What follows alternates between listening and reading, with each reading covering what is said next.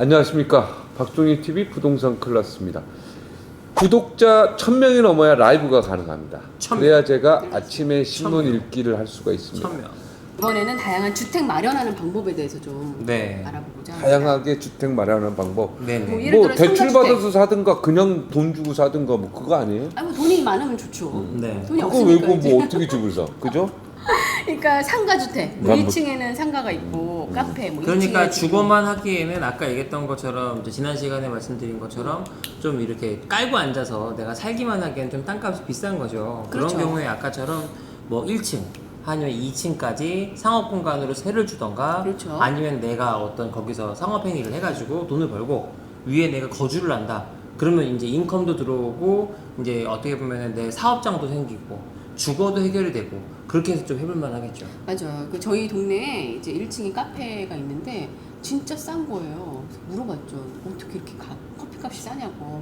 제가 이 건물주거든요. 그러시더라고요. 그래서 1층에서 그냥 심심하시니까 재미삼아. 카페를 하시고 그 다음에 맨 꼭대기층에서는 당신이 사시고 그러니까 이제 임대료가 크게 상관없으니까 그러니까 엘리베이터만 커피값이 있으면 해볼만 양은 하죠. 이만한데 3,000원, 어. 2, 3,000원. 근데 그래서 맛있어.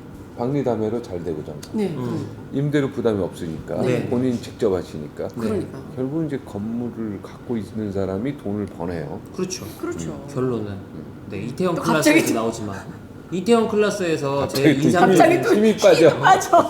이태원 클래스에서 가장 인상적인 장면이 거기 그 박세로이 네. 거기 그 맞은편에 나쁜 할아버지가 네. 내가 저놈 쫓아내게 하려고 그 건물 사버렸거든요. 너 나가 이랬더니 박세로이가 그동안 모아두었던 돈으로 건물을 사버리잖아요. 그래서 되게 엄청 맥이 풀렸어요. 왜 맥이 풀렸냐면 뭔가 대단한 묘수가 있을 줄 알고 이 젠틸리피케이션을 이제 극복하는 대단한 어떤 작가가 어떻게 풀까 했더니 건물을 사버리더라고요. 나도 그랬으면 좋겠다. 건물 사야 부럽다. 된다. 근데 대출이 돼야지. 대출은 아. 돼요. 자 여기서 돼요? 팁. 자 근생은 대출이 80%까지 됩니다. 근생은 그러니까 내가 건물을 지을 때 네. 1층, 2층, 3층, 4층이 아까 얘기했던 것처럼 1층, 2층은 우리가 상가로 쓸 거야. 그러면 이건 80%까지 대출이 나와요. 3층, 4층은 주택이라도 안 되고. 안 되고 이 근생에 대해서만큼은 나와요. 아 그렇군요. 그러니까 예. 약간 근데 만약 다주택 뭐라고 해야 되나요? 다가구 주택이라고 해야 되죠? 네. 다가구 주택 같은 경우 안 나와요. 지금 큰일 그건 났어요. 안 되죠. 다가구. 요즘에 다가구 주택이 어차피 다가구 주택은 다세대도 안 되고 다가구도 안 그러니까 되지. 주택 관련 주택은 사업하는 안 돼. 사람들은 지금 다 사채 시장으로 왔어요. 그러니까 1층, 2층은 상업시설로 갈 거기 때문에 대출이 나온다. 네. 그죠? 네. 3, 4층은 안 나오고. 네. 그러면 그럼 만약에 상가- 저라면 1층, 2층, 3층까지 다 근린으로 빼고 4층만 주택으로 넣고 근린이라는 게 쉽게 얘기해서 뭐 커피숍, 슈퍼마켓이라든가 뭐 당구장이라든가 음식점, 이런 거죠. 쉽게 얘기해서 바닥 난방 안 돼 있고 네. 방 구분 안 돼 있으면 근생이라고 봅니다. 그러니까 제가 사실은 이거는 나름 생각했던 게 뭐냐면 내가 어차피 한 건물을 작은 건물을 쓰면 공용공간 시설들이 있잖아요. 그런 거는 근생에 설치해서 같이 써도 상관없는 거니까 방만 위로 올리면 할 수도 있지 않을까 생각을 해봅니다. 근데 상가주택은 어떻게 보면 이제 괜찮지만 네. 지금 다가구 주택은 안 된다. 그러니까 그 주택 관련돼서 사업하는 거는 다 지금 사람들이 다른 출구를 찾고 있어요. 그러다 보니까 뭐냐면 일반 그 기준 안에서 은행에서는 이금융권까지도 안 돼요. 배송해요, 못 빌려드려요. 그러면 뭐가 가능해요? 지어서 파는 건 빌려드려요. 근데 그것도 되게 까다로워졌어요. 그러니까 근생은 열려 있어요. 기업 대출로 풀기 때문에. 그래서 사업자를 내시고 내가 예를 들어서 빵 카페를 하겠다. 베이커리 카페. 그럼 베이커리 카페로 내시고 사업장으로 이거를 내가 쓰겠다. 그러면 이제 그 맨 위에는 내가 쉽게 보면 사택처럼 이제 쓰겠다. 법인이 빌려서. 보통 그렇게도 많이 구조 짜시죠. 근데 사실 아까 우리가 70 대체 보면은 주택임대 사업자 네. 그 부분하고는 어떻게 연결이? 이건 주택 임대를 하는 게 아니라 근생을 임대하는 거잖아요. 그럼 이건 다르죠. 임대사업자는 임대사업자지만 주택을 임대하지 않기 때문에 이건 별도의 카테고리를 볼 수 있습니다. 아니 괜찮은 방법이네요. 갑자기 지금 떠오르는 느낌이 네. 은행은 뭐 먹고 살까? 앞으로 대출 이렇게 안 해주고. 은행은 그렇죠. 그렇죠. 은행은 거기다가 지금 인천에 은행이요? 이거 주택 대출로 먹고 사는 거예요. 지금. 맞아요. 근데 이제 전세 없어지면 대박이다. 전세 대출도 엄청 많이 하니까. 그죠? 그렇죠. 네. 야 이거 은행 고인의 명복을 빕니다 해야 되나 이거? 은행이 난 걱정이 되네. 은행 은행은 예대 마진으로 먹고 사는데 지금 예금 금리는 제로 금리에 대출은 못하게 막았으니까 이제 여기에 대해서 뭔가 다른 솔루션을 갖고 나와야 되는 입장이긴 하죠. 그렇죠. 은행의 존재 의미는요, 예금에 있는 게 아니라 대출에 있죠, 있습니다. 네. 예금을 10% 지불 중기금 남겨놓고 90%를 대출하는데 핵심이 있거든요. 그러니까 100만 원 내가 예치를 하면 한 6천 가까이를 빌려줄 수 있는 그렇죠. 거죠. 그렇죠. 네.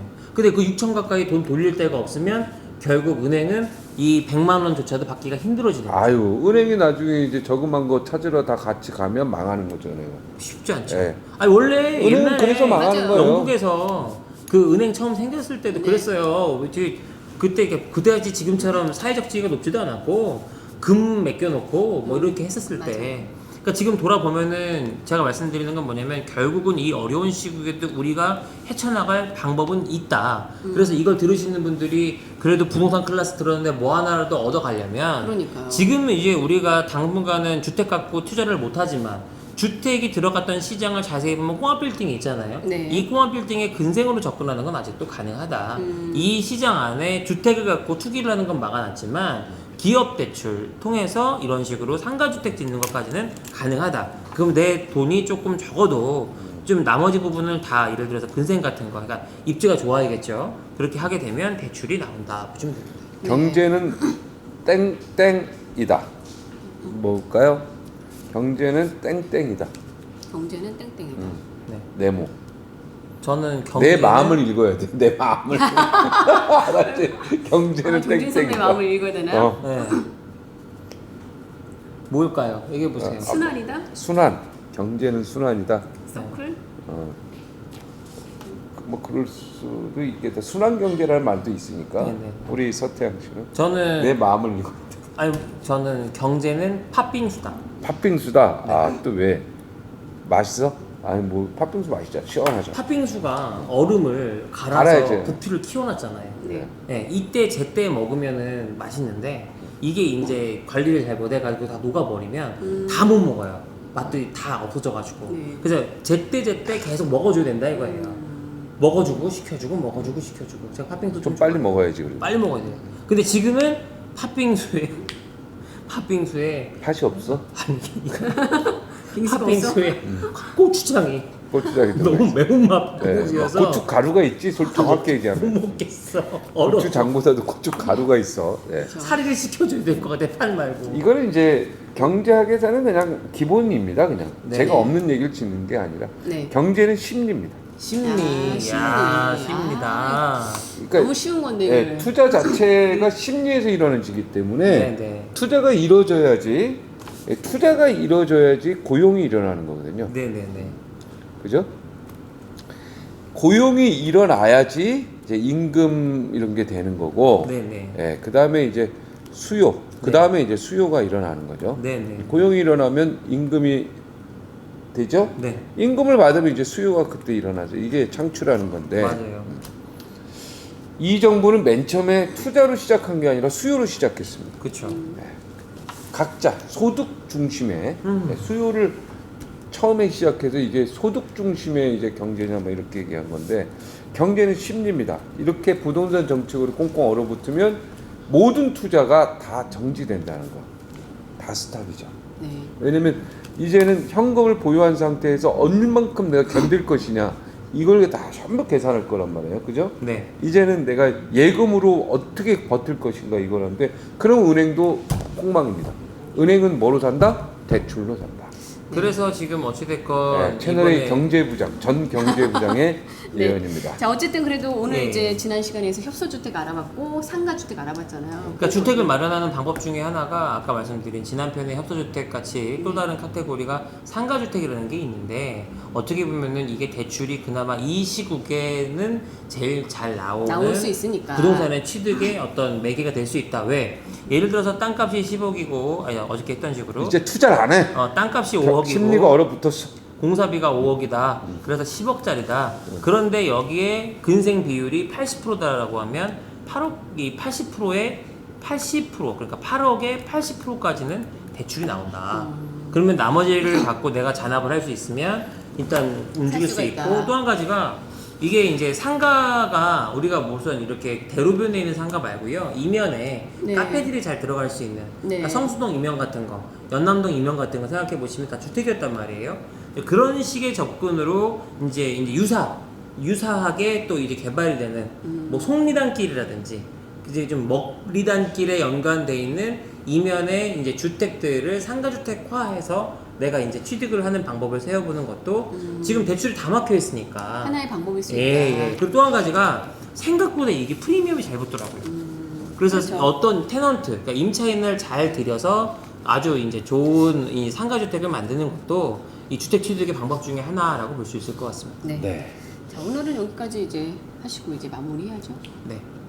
그 근생 아무리 얘기해봤자 안 들리셔. 지금 안 들려. 지금 네. 다가구 주택은 요즘에 하지 마세요. 이제 다가구 주택은 네, 당분간 그런 얘기 하세요. 힘드셔요. 다가구 주택은 다세대도 안 하지 마셔요. 안 됩니다. 대출이 아, 안 나와요. 네. 네. 지어서 파는 건 괜찮아요. 월세는 안 돼요. 네네네. 근생. 네. 근생이 유일하게 대출이 나온다. 그러니까 네. 네.